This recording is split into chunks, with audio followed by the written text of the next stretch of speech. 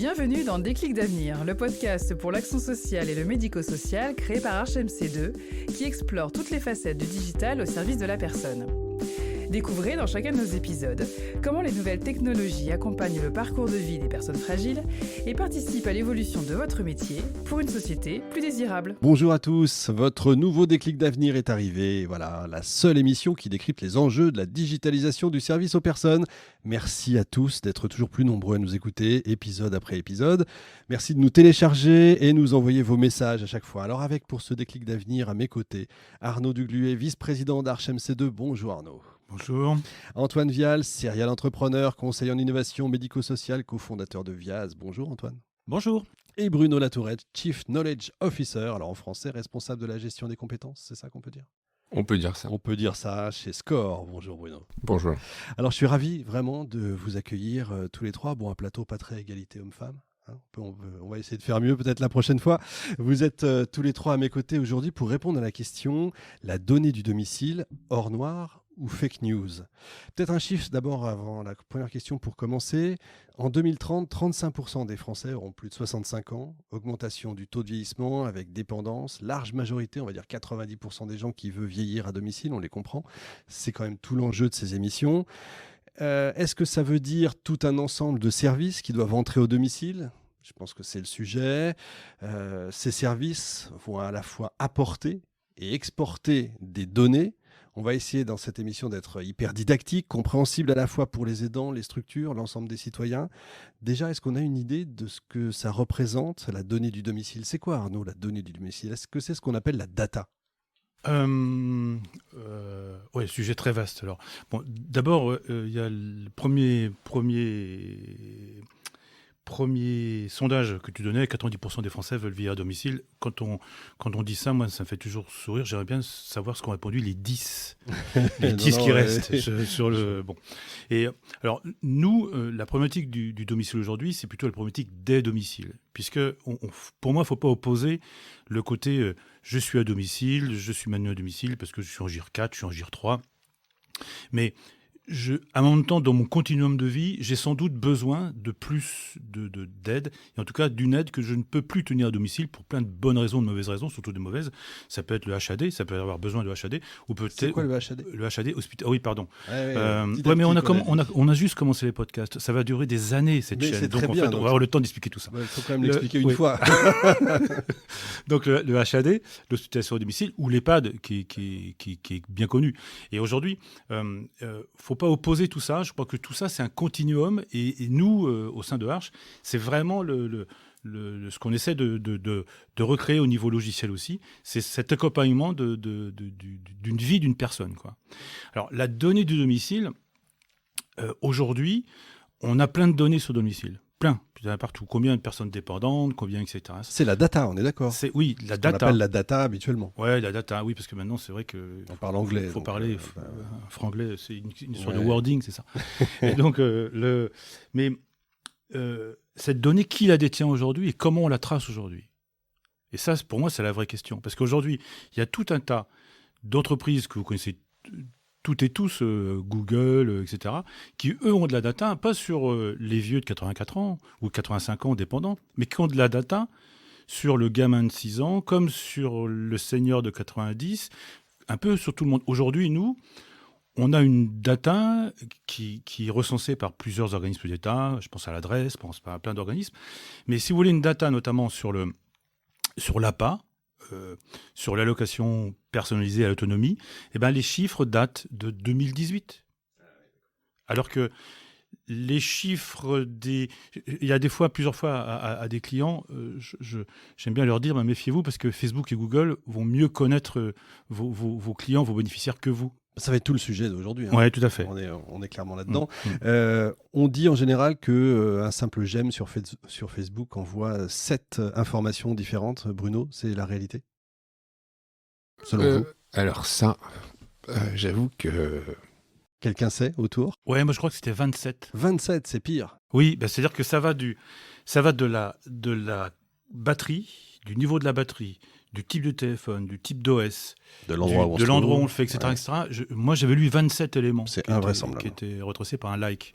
Donc, Je ne sais pas si toi, tu as une info là-dessus. Non, mais Antoine. effectivement, ça fait énormément et ça pose ça pose la vraie question, effectivement, que savent de nous, enfin, ou peu de gens ont la réponse, hein, mais que savent de nous, qu'est-ce qu'on peut savoir de nous potentiellement quand on a toutes ces données de likes, ces données de comportement, pourquoi pas des données de paiement, voilà, finalement, qui c'est qui connaît le mieux quelqu'un? Est-ce que c'est celui qui a accès à son comportement tous les jours avec des données, ou est-ce que c'est celui qui a sa photographie de lui à un instant précis dans sa vie quand il va avoir 60 ans et peut-être qu'il va entrer en dépendance? Enfin voilà, c'est des choses comme ça qu'il faut se poser comme question, je pense aussi. La donnée, on peut dire que c'est le carburant du digital aujourd'hui, du numérique, Bruno. Ouais, moi je pense que c'est absolument Alors moi j'ai mis une casquette d'assureur, Oui, mais oui. je pense qu'effectivement c'est une donnée extrêmement... Enfin la donnée est extrêmement importante pour comprendre les risques, et notamment les risques de fragilité. On parlait des personnes âgées.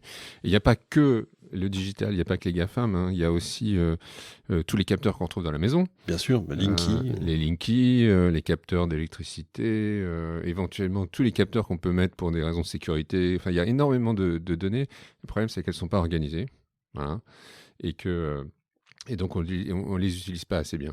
En quoi la data, c'est important? Faut qu'on comprenne bien, parce qu'on ne se rend pas compte. C'est vrai qu'on soit jeune utilisateur, on parlait des 6 ans sur TikTok, enfin, ils ne sont peut-être pas à 6 ans sur TikTok, mais de 6-10 ans jusqu'à la personne qui a 80 ans, on ne se rend pas compte en quoi c'est important pour vous. Alors pour Par nous, exemple, vous, assureurs. Pour nous, assureurs, c'est très important parce que ça permet de mieux comprendre les fragilités qui vont émerger. Typiquement, si les personnes âgées souvent peuvent avoir dans leur rythme de vie, quand leur rythme de vie évolue, ça prouve qu'il y a quelque chose qui se passe. Et typiquement, par exemple, si les gens se réveillent plus tôt ou plus tard, ou on voit une espèce de continuité, une déviation dans le rythme de vie qui n'est plus le même, il y a un flag. Et s'il y a ce flag, on peut agir et on peut remettre les choses dans le droit chemin plutôt que de regarder la longue descente. On est dans la prévention. On est dans la prévention. Ça permet d'être Exactement. préventif. Ça ne veut pas dire que vous allez nous taxer plus. Non, mais nous en tant qu'assureurs... C'est l'image qu'on a horrible Ouais, bien toujours du grand méchant, bien sûr. Mais moi, je fais un métier fantastique parce que si mes assurés vont bien, je vais bien. Et donc, en fait, je peux accompagner les gens en intervenant au bon moment, de manière à ce qu'ils ne descendent pas lentement vers un stade de dépendance. Et donc, je suis prêt même à le financer. D'accord. Donc c'est là où voilà. C'est là où c'est important, effectivement. tout mon intérêt. Antoine, vous avez dit un truc intéressant tout à l'heure, c'est que effectivement, il y a beaucoup de données qui sont collectées à droite à gauche, mais on ne sait pas comment faire. Est-ce que tout le monde sait collecter parfaitement les données? Tout le monde n'est pas Amazon. Amazon, c'est le champion de la donnée collectée et capable de revendre derrière. En fait, ce que j'ai remarqué ces dernières années, c'est que on est passé d'un moment où on pensait que c'était les algorithmes qui étaient le plus important, et en tout cas le fait d'avoir du savoir-faire en machine learning, en intelligence artificielle et tout ça, qui permettait de faire la différence pour définir des nouveaux services. Ça, c'était ce qu'on pensait il y a quelques années. À maintenant, le fait que tout le monde est capable de faire ces algorithmes-là, tout le monde est capable de mettre en relation des données, tout le monde est capable de faire un peu de machine learning. Donc, ce qui a vraiment de la valeur, c'est la matière première qui est derrière, c'est-à-dire toutes les données qu'on va collecter. Et avec un paradigme qui est clair, c'est plus on réussit à en récupérer, quelle que soit la qualité, hein, finalement, puisque cette qualité pourra aussi être améliorée dans le futur. Donc, plus on peut en récupérer, plus on est capable de faire des choses derrière. Les GAFA, vous les connaissez bien, vous, en plus. Vous savez, on peut peut-être il dire un mot vite fait de Non, de et vous, il se trouve que je reviens des États-Unis justement, et je suis toujours fasciné par tout ce qui se passe là-bas. Et effectivement, je pense que ce qui caractérise tout ça, c'est qu'il y a effectivement des moyens qui sont déjà un marché intérieur qui est énorme. Hein. Donc les GAFA se développent aussi parce qu'ils peuvent récupérer. Ils ont évidemment plein de capitaux, ils ont un modèle de développement qui est ciblé sur la technologie, donc ils n'hésitent pas à récupérer des données pour mieux comprendre, mieux cibler, mieux développer leurs services, réussir à faire... typiquement, Amazon a racheté récemment One Medical, si je ne m'abuse, oui, ça doit être ça le nom, qui pour développer des services de santé à domicile, etc. Amazon Care. Oui, c'est ça, exactement. Et tout ça avec un point central qui est l'application mobile et toutes les données qui vont transiter là-dedans pour permettre de prévoir ce qui va se passer, prendre des rendez-vous de meilleure façon, réussir à comprendre comment la personne évolue dans sa santé et tout ça. Donc c'est toujours une approche qui est ciblée données, qui est hyper intéressante parce que ça permet finalement de s'adresser à des milliards de personnes sur la planète, mais de manière individuelle à chacun d'eux. Arnaud, vous êtes éditeur de logiciels, vous connaissez tout ça. Oui, alors justement, moi on vous entend taper. Non, parce que pardon. Ah ben écoute, c'est voilà, c'est juste quand on évoquait tout à l'heure, d'abord il y a la question de revente de données ou pas d'ailleurs. La donnée c'est pas forcément fait pour être vendue. Mais prenons l'exemple. Ouais, je pense que ça, c'est un vrai sujet. Revenons sur le secteur du domicile en France. C'est un secteur qu'on connaît bien, que je connais bien pour y travailler depuis des dizaines d'années. Aujourd'hui, quand une personne âgée, on va dire pudiquement, un senior, un senior, une personne âgée, rentre en dépendance, elle a une visite pour caler son GIR, pour établir son GIR. Donc GIR, groupe ISO-ressources. Alors, pour faire court, c'est une somme de questions, de plusieurs dizaines de questions, et à la fin, vous avez une note. Tu as une note de 6 à 1. Donc 6, 5, 4, 3, 2, 1. Bon. Les GIR 6 et 5 relèvent du régime général. Alors, il peut y avoir des aides, mais c'est la sécu classique, mutuelle ou pas, enfin aide, etc. Et 4, 3, 2, 1, il y a le reversement de l'APA, et etc. Donc, il est important d'avoir quand on est côté en GIR 5, je n'ai aucune aide de mon conseil départemental, alors qu'en GIR 4, j'en ai. Une aide qui dépend des revenus, qui dépend de pas mal de choses. D'accord. J'en ai. Donc, plus j'avance en âge, plus j'avance en dépendance, plus j'ai d'aide, en gros. Donc, ce qui coûte le plus cher, c'est le GIR 4, parce qu'il y en a beaucoup, et c'est le GIR 1, parce qu'il n'y en a pas beaucoup, mais il coûte beaucoup plus cher. Bon. Mamie est prise en charge est prise en charge dans le cadre de l'APA. Première visite, ok. Entre-temps, il y a son chat qui meurt.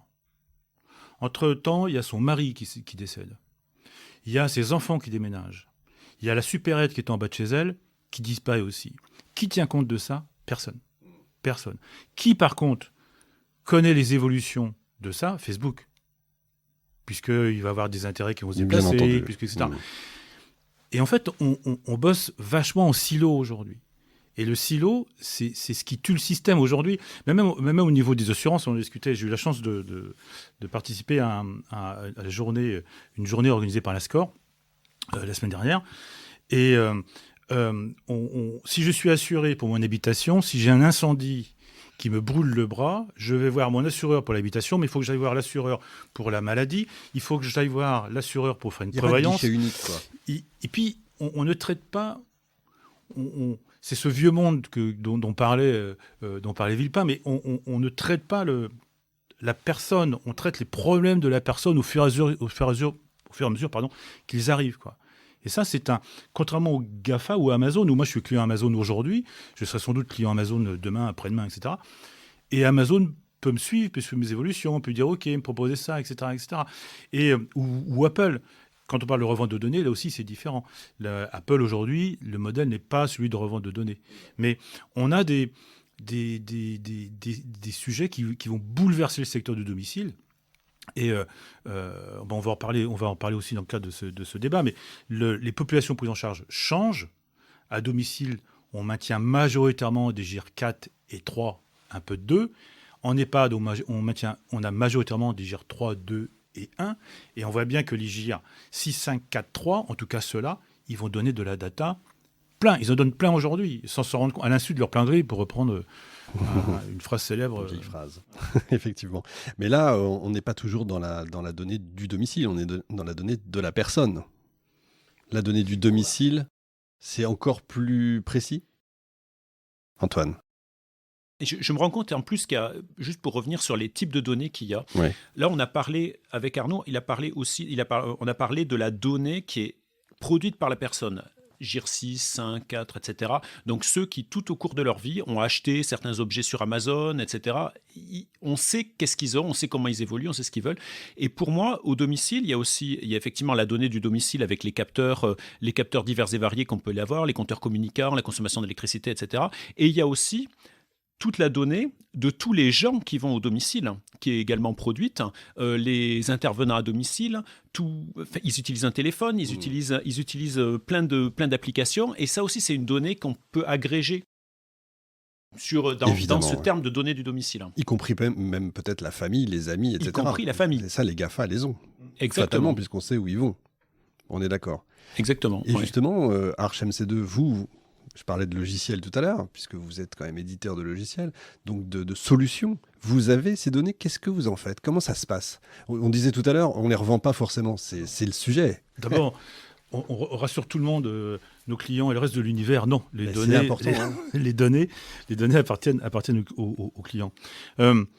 Les sujets qu'on a pu aborder sur le domicile avec Bruno, notamment, quand on s'est croisés la première fois, c'était de se dire toutes les données qu'ont les acteurs du domicile, les structures associatives, les structures privées qu'on a, tout ça, si on peut mettre tout ça dans un même endroit, en anonymisant, en étant d'accord, en prenant toutes les précautions d'usage, etc., etc.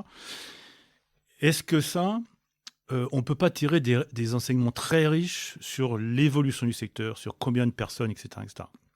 Et qu'on balaye un peu les croque-mitaines d'antan en disant oui, la score, troisième, je dis pas de bêtises, troisième réassureur mondial, quatrième, troisième et demi, et en tout cas premier réassureur français, c'est ça? Donc, est-ce que en se mettant autour d'une table avec des acteurs comme ça, mais des acteurs aussi mutualistes, avec des acteurs qui composent l'univers de cette prise en charge, quoi, de décloisonner un peu ça, est-ce qu'on peut pas, est-ce que c'est pas judicieux de se poser, etc. Alors quand on dit ça, oh là là, attention, mais oui, mais on pactise avec le diable, etc. Enfin, je crois que ces temps-là sont de plus en plus terminés, quoi. Il faut vraiment se poser en disant, ok, même par rapport à la puissance publique, se dire, ok, monsieur ou madame la puissance publique, on va dire madame, la puissance publique, vous avez besoin. Qu'est-ce que vous souhaitez comme information? De quoi vous avez besoin? Quand vous avez des données qui datent de 2018, je ne suis pas sûr que ce soit très très pertinent. Si je prends, aujourd'hui, il y a combien de départements? 100 départements. OK.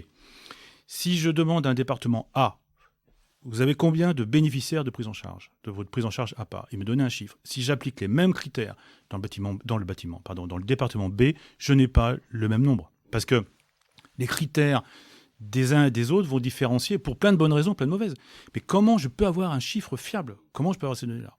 Et nous, le secteur, les données qu'on peut nous aussi avoir, elles sont stockées comment? Donc elles sont HDS, elles sont stockées dans des environnements particuliers, mais comment je peux suivre leur évolution?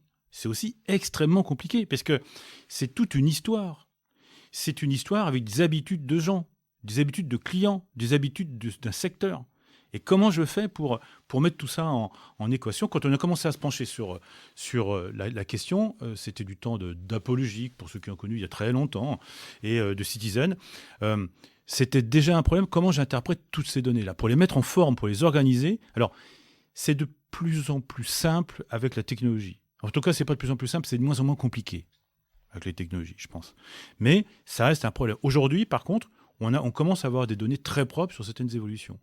Et ça, c'est des sujets qu'il faut s'emparer autour de projets communs au secteur, je pense. Vous avez dit un mot important tout à l'heure, c'est la peur. Il ne faut pas que les gens aient peur. Il ne faut pas avoir peur de la data, on est d'accord. C'est du gagnant-gagnant. Il y a des données qu'il faut, c'est le cas de le dire, qu'il faut donner. C'est intéressant et important de donner.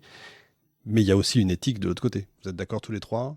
Ou peut-être pas forcément. Alors, en parlant de vous, ou en tout cas en France, est-ce que c'est la même chose avec les GAFA?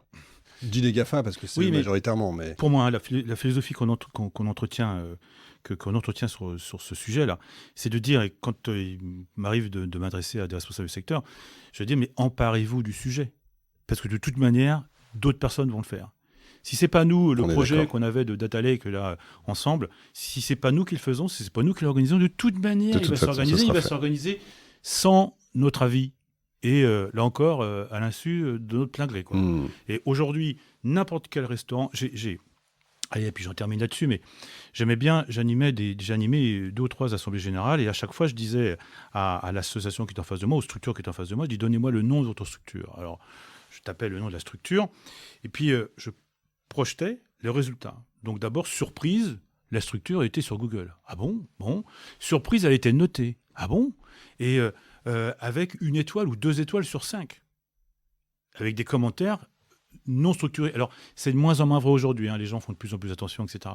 Mais c'est quand même des sujets. Ça se développe, ça va très vite, et le secteur doit être extrêmement vigilant par rapport à ça. Là, c'est plus large. On est dans la transformation digitale des entreprises, même. On a encore de la donnée. Oui, mais j'ai bien compris. Ça veut avec dire les taux de fréquentation, la prise de conscience n'est pas encore là, quoi. Pas à 100%. Et puis, je pense que toute la réglementation a fait en sorte que les gens ont très, très peur, dans les entreprises, d'échanger de la donnée à l'extérieur. Il y a une espèce de le règne du légal. Mais il faut dire que les amendes sont extrêmement fortes. Et donc, il y a une peur panique. Le DSI, le directeur service informatique qui bloque tout. Moi, je pense que c'est plus le patron du legal en français, en mauvais français, juridique, voilà, qui a une peur panique de partager les données. Évidemment. Pour des raisons de fuite. C'est quand même 4% de chiffre d'affaires potentiellement, le GDPR. Ah, c'est important. Donc ça fait penser beaucoup de gens. Effectivement. Est-ce que ça veut dire que les GAFA vont aller sur le terrain maintenant qu'ils ont la data? On a parlé d'Amazon Care, qui est peut-être spécial, mais on va y revenir tout à l'heure. Mais Apple est aujourd'hui le leader des montres connectées, on peut le dire. Mais ça ne veut pas dire que c'est Apple qui va aller chez les personnes âgées. On n'en est pas là. Et a priori, ils ne le feront pas. Non, c'est pas leur intérêt.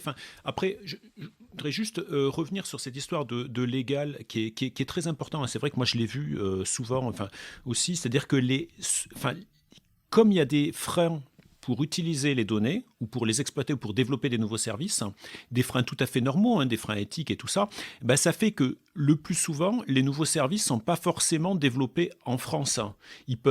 Moi, j'en vois beaucoup, effectivement, qui peuvent être développés dans un endroit plus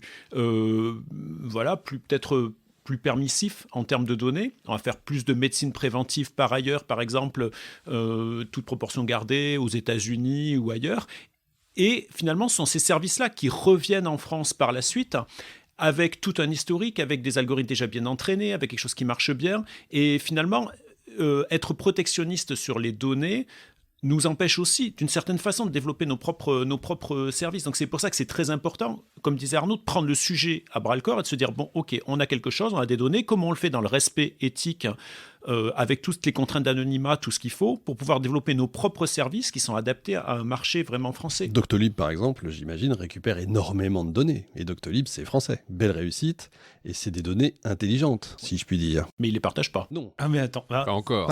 Ils les partagent avec les médecins, mais c'est l'un des sujets. Et un des podcasts qui est sorti ou qui va sortir au précédent ou à celui-là porte sur le Ségur du numérique. Ouais. Le Ségur du numérique, pour moi, véritable avancée, l'État prend conscience qu'il faut rendre interopérables les données. Que le client, le bénéficiaire, doit avoir un espace où ça c'est stocké, etc., etc. Après, on va le réglementer, on va, etc., etc. On va en fixer les normes. Il y a même alors ça ne concernait pas le Ségur, mais même certains représentants de partis politiques qui souhaitaient qu'on développe un centre de preuve. Je ne sais pas si Google va attendre très longtemps qu'on estampille la preuve du service. Bon. En tout cas, le Ségur, fantastique avancée. Bon. 600 millions d'euros fléchés pour les établissements du domicile. Transformation digitale, pour qu'on comprenne, digitale synthétique. D'un secteur qui prend en charge plusieurs millions de Français, qui fait vivre plusieurs millions de domiciles et des structures associatives et privées, qui mobilisent, alors je n'ai pas les chiffres en tête, mais qui mobilisent quand même pas mal de monde. Et qui est plébiscité par l'ensemble des Français et qu'il faut structurer, parce que les aides à domicile aujourd'hui, assez dévalorisées comme service, au moment de la naissance, je ne connais pas beaucoup de petites filles ou de petits garçons qui disaient « moi je vais faire aide à domicile ». Donc en fait, on a vraiment quelque chose à changer. Bon. 600 millions de fléchés pour moderniser le secteur. Le même moment, le même mois, Doctolib lève 500 millions d'euros. Évidemment. Il est où le sujet, quoi ? Et en fait, on voit le danger de cette data qui n'est pas organisée, qui n'est pas prise, c'est que se développe à côté une économie classique de marché portée par Amazon, Doctolib, etc., et qui ont cette donnée-là et qui développent l'économie. Là encore, avec à côté quelque chose qui existe, mais qui ne va pas croître forcément par rapport à d'autres, par rapport à des acteurs comme Doctolib ou Amazon ou Apple, etc., qui qui eux, ne s'embêtent pas de tout ça, quoi. Excellente émission sur le Ségur du numérique que je vous encourage à écouter, évidemment. Mais j'avais posé la question, est-ce qu'il n'y a pas des formations, justement? Il faut former toutes ces personnes à savoir les utiliser et finalement à croître. Or, il y a toujours cette peur c'est la France, vieux pays, comme vous disiez tout à l'heure, qui a toujours peur de, ah là là, le client est parfois le mot interdit, quoi. On ne dit pas un client. Customer, comme disent les Anglais, ça fait peur. Il y a plein de... Par exemple, dans la culture, on ne dit pas client, c'est un gros mot. Ouais, ça peut être un gros mot. Ça change un peu, mais ça change comme les secteurs évoluent beaucoup. Moi, j'ai vu... oui, il faut que...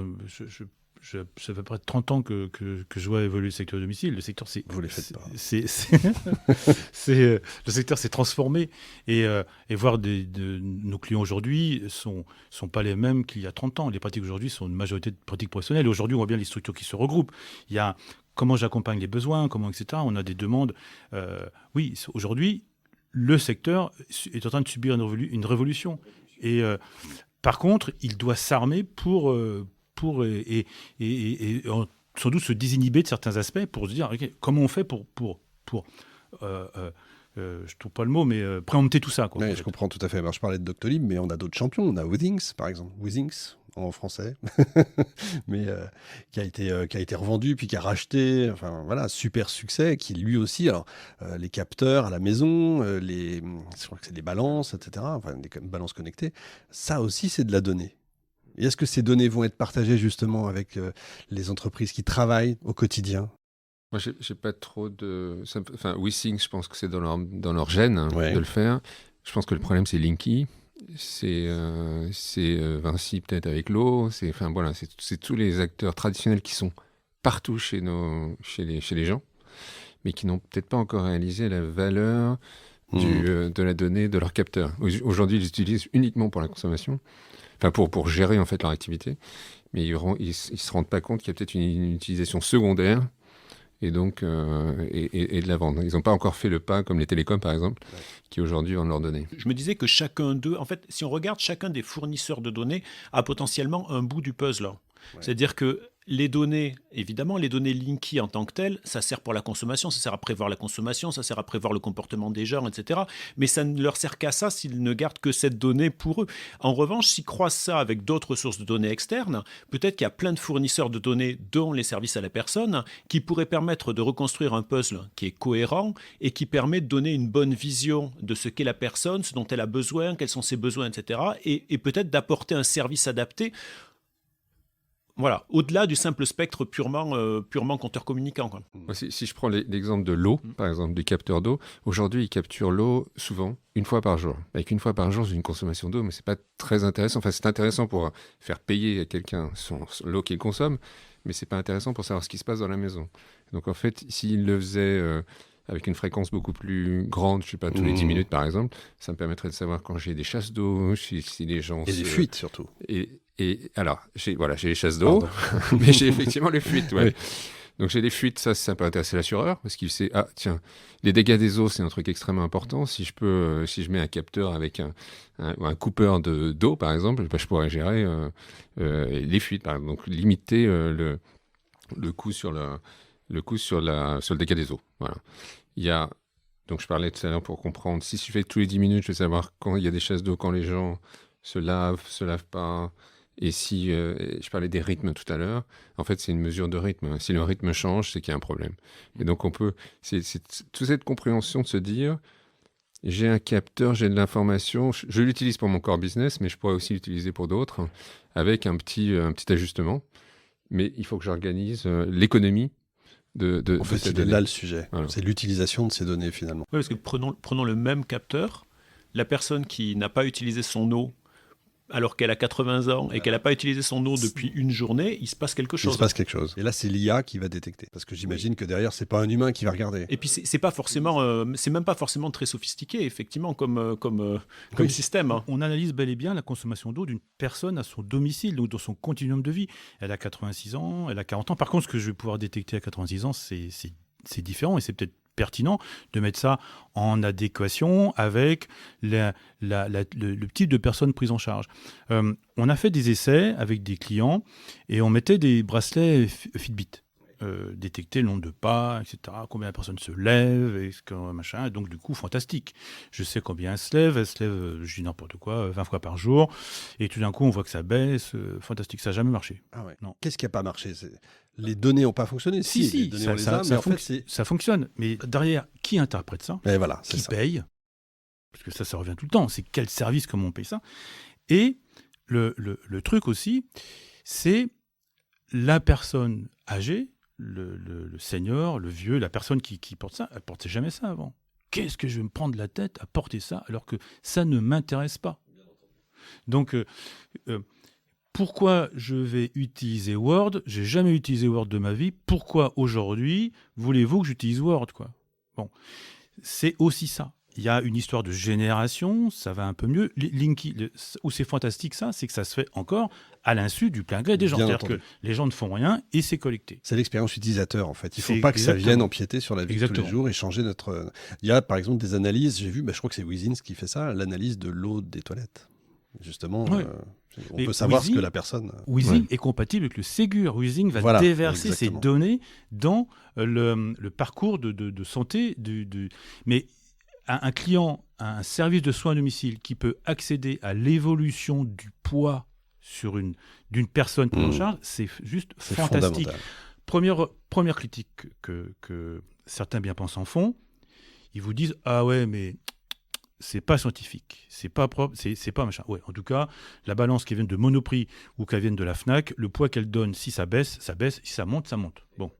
Et, mais ça, on est à l'orée de C'est l'aube, révolution. bien sûr. On est à l'orée de révolution. Évidemment. Il y a des exemples, comme les montres connectées qui peuvent sauver des vies. Je crois que c'est... Oui, je raconte souvent parce qu'en fait, ça m'a marqué. Si vous lisez sur Internet, vous tapez sur Internet Apple Watch sauve des vies, il y en a plein. Apple s'en fait, rapporte régulièrement la chose, histoire d'augmenter le nombre de devices vendus. Mais j'animais un débat sur la dépendance avec un ami qui peut-être se reconnaîtra. Et on montait les marches, il est un peu plus âgé que moi, il doit avoir 7-8 ans de plus que moi. Et puis il me dit, dis donc, il y a ma montre qui me demande d'aller voir mon cardiologue, est-ce que tu crois qu'il faut que j'y aille? Alors je dis ouais, vas-y. Et donc la montre avait détecté une fibrillation auriculaire, si je dis pas de bêtises. Et en tout cas, ça génère 20-30% d'AVC, donc ça se traite ou ça s'opère ou traitement médical. Et son cardiologue lui a dit tu devrais acheter des actions Apple parce que si tu es toujours en vie dans 10 ans, c'est grâce à ta montre. Et je trouve que ça c'est symptomatique, quoi. Et quand cet ami a porté sa montre, il ne pensait vraiment pas qu'il y avait sur la montre un capteur d'évolution de détection d'un problème cardiovasculaire. Du coup, je reviens à l'exemple Amazon Care. Est-ce que c'est pas ça la synthèse de tout ce qu'on se raconte aujourd'hui, c'est-à-dire le géant capable d'avoir en tout cas un maximum de données et qui lui va amener des gens à domicile, des médecins, etc. Alors, je pense que c'est là, en tout cas, c'est une vision qui, en tout cas, va apporter beaucoup aux consommateurs, c'est sûr. Enfin, moi, j'aimerais bien avoir un service comme ça qui fait que j'ai pas de problème et que je peux avoir accès à un médecin tout de suite et un service qui C'est sûr, d'un point de vue du consommateur, c'est tentant. Maintenant, il faut bien voir d'un point de vue économique, l'essentiel de la valeur est capté par celui qui est au centre et qui est capable de comprendre le comportement de quelqu'un et d'apporter le service qu'il faut au bon moment. Et en fait, ça revient sur la discussion du modèle économique. C'est-à-dire qu'on disait tout à l'heure, peut-être que Linky n'a pas de modèle pour vendre ses données, pour détecter, par exemple, qu'une personne est tombée chez elle et qu'elle est inactive depuis une journée. Peut-être qu'en fait, la réponse une réponse pourrait être, par exemple, de grouper toutes ces données et de laisser les gens développer des nouveaux services. Peut-être que les services à domicile vont apporter leurs données dans des garanties d'éthique, de confidentialité, tout ça, mais que ça sera quelqu'un d'autre qui en tirera de la valeur et que cette valeur sera ensuite partagée avec ceux qui ont fourni la donnée. Et finalement, on voit bien peut-être que celui qui est acteur de l'électricité va pas pouvoir développer le service qu'il faut. Peut-être c'est pas lui qui va le faire parce qu'il lui faut d'autres choses avec. Peut-être que ça va pas être celui qui fournit l'eau. Peut-être que ça va pas être le réassureur. Peut-être que ça va pas être le maintien à domicile. Et en revanche, il y aura quand même un partage de valeur et de l'argent qui viendra de ça. Alors qu'en fait, c'est sûr qu'avec Amazon ou d'autres, le partage de la valeur, il n'y aura jamais, à ma connaissance, il n'y a jamais eu aucun partage de la valeur avec ceux qui fournissent des données pour ce genre de société, quoi. Juste, merci. Alors, le rebond, on peut en parler tout à l'heure, mais merci Antoine pour la transition. Je pense que, quel que soit le métier, ce qui compte, c'est le dernier mètre. C'est ça. Aujourd'hui, qui sait mieux faire le dernier mètre que nos clients? Et nos clients sont les rois du dernier mètre. C'est les seuls qui... Quand vous parlez de clients, c'est des personnes qui arrivent au domicile. Les structures qui interviennent au domicile. Aujourd'hui, quand je parle de préempter le sujet, il ne faut pas aller contre les Apple, les Amazon, les Facebook, les trucs comme ça. De toute manière, ça existe. Ça existe et puis ça se développe. Par contre, c'est comment, moi, je me sers de ça pour dire, OK, j'exige ça et ça et ça. Monsieur Amazon, OK, moi, je peux vous livrer telle ou telle de protection journalière, etc., etc. Mais quelle garantie j'ai derrière que c'est correctement produit, etc. Et ça, je pense que c'est un sujet. Mais il faut... balayer certaines chapelles, parce que vive la France, il faut aussi balayer certaines chapelles, et puis avancer avec tous les acteurs pour dire voilà comment tout ça, nous, on essaye de... Et c'est le dernier mètre, et pour moi, c'est capital. On est d'accord. Comment ça se passe d'ailleurs ailleurs, en Chine par exemple, où c'est les rois de la data collectée pas toujours... justement, avec l'accord? Effectivement, je connais, c'est sûr qu'il y a une peur de la donnée ou du partage de la donnée au niveau du citoyen qui est d'autant plus importante que l'utilisation qui en est faite par un régime. Alors, je ne parle pas de la Chine, encore une fois, parce que je ne veux pas les viser en particulier qui que ce soit, mais par un régime qui est autoritaire ou autre. Évidemment, et ça, je l'ai vu dans plein de pays aussi, parce que j'ai des amis dans plein de pays aussi. C'est-à-dire qu'il y a des endroits où effectivement, il n'y a aucun règlement sur l'utilisation de la donnée, et la donnée peut servir aussi bien à vérifier que la personne est sortie de chez elle, a dit telle ou telle chose, a participé à telle ou telle manifestation. Et voilà, et c'est ça qui légitimement fait peur quand on parle de données, c'est-à-dire qu'on a ça, je pense qu'on a tous ça en tête, c'est-à-dire que la donnée, en gros, il faut la protéger parce que c'est potentiellement dangereux de l'exposer. Et en fait, ce qu'on est en train de dire dans je trouve, dans cette table ronde qui est super important, c'est qu'il faut que on peut la partager, on peut en faire des services qui sont bons pour les gens.